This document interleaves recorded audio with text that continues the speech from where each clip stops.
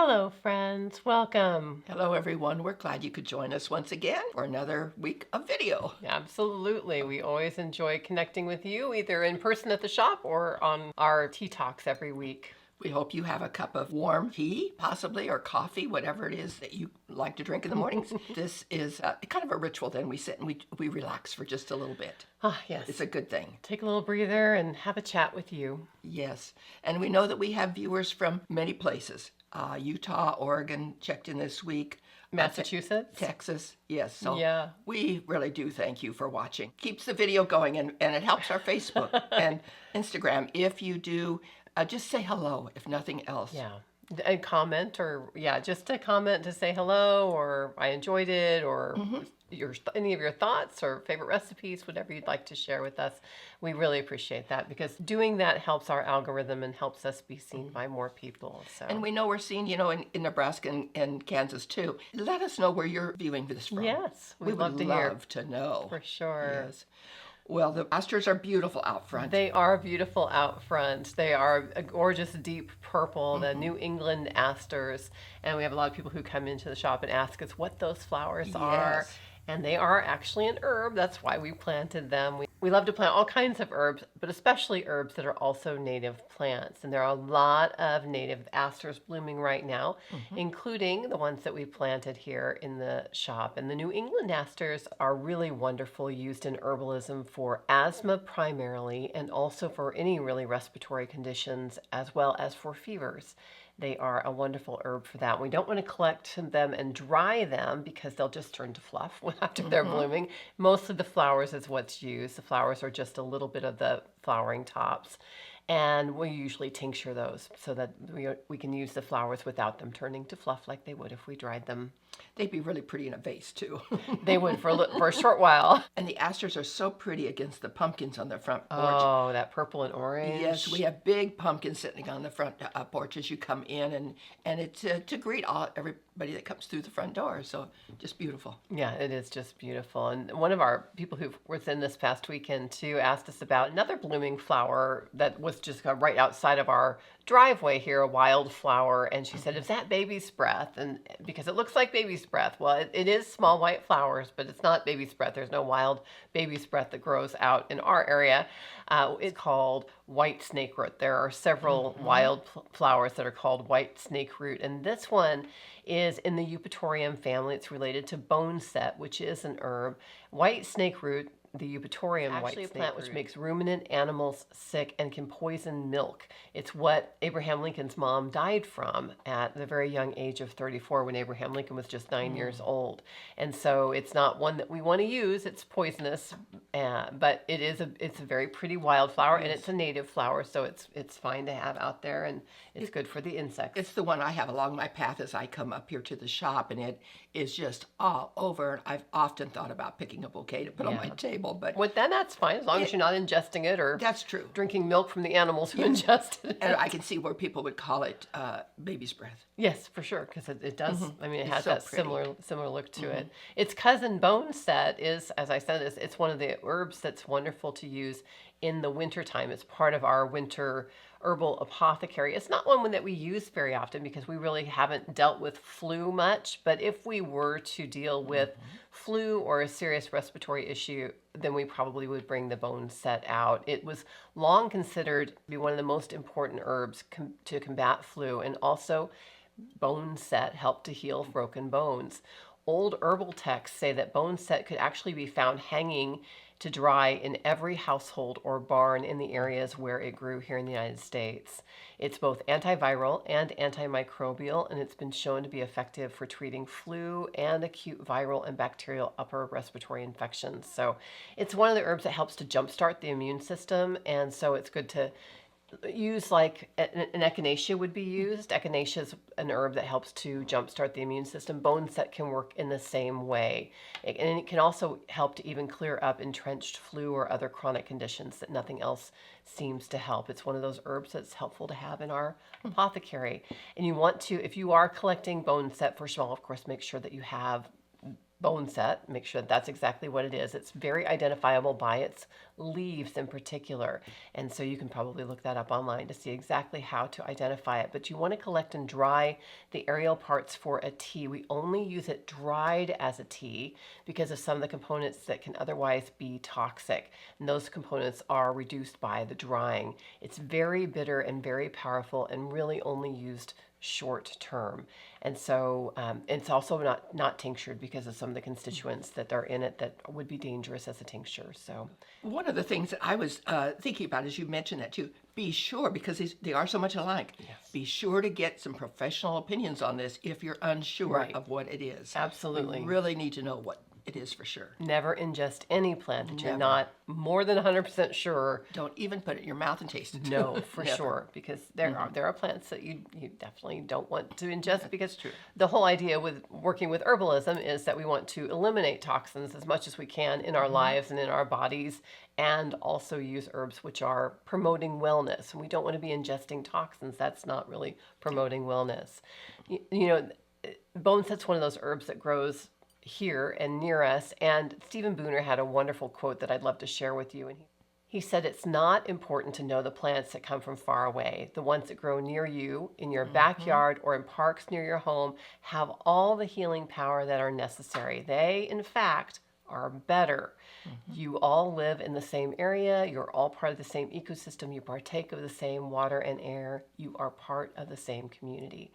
And I love that quote. It's so true. I love it because people will come into the shop and they'll ask for, do you carry this herb? Well, no, because we can't grow it here. And so it's not one that we would normally carry in the shop because it's not going to be one that we teach about. We teach about herbs which grow in our area or that we can easily grow in our area.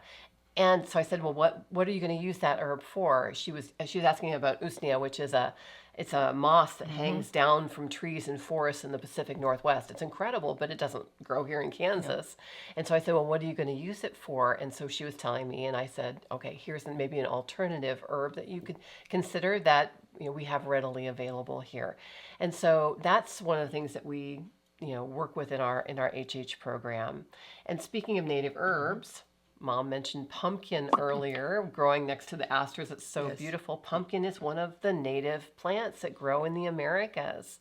It's such an amazing plant. And, it's this time of year, we love pumpkin. Not only food, yes, but it also has healing properties as well. And, we think amazing. of it as a food primarily because, people go to Starbucks and get like the pumpkin latte and, there's probably not a lot of pumpkin in that. So I wouldn't be thinking that if you're drinking a pumpkin latte that you're getting a lot of pumpkin benefits. It just tastes good and probably full of stuff that maybe it's not healing, but pumpkin is wonderful. Actual pumpkin. It's all squashes actually are native to the Americas. It's one of the plants that Native Americans contributed to the world cuisine.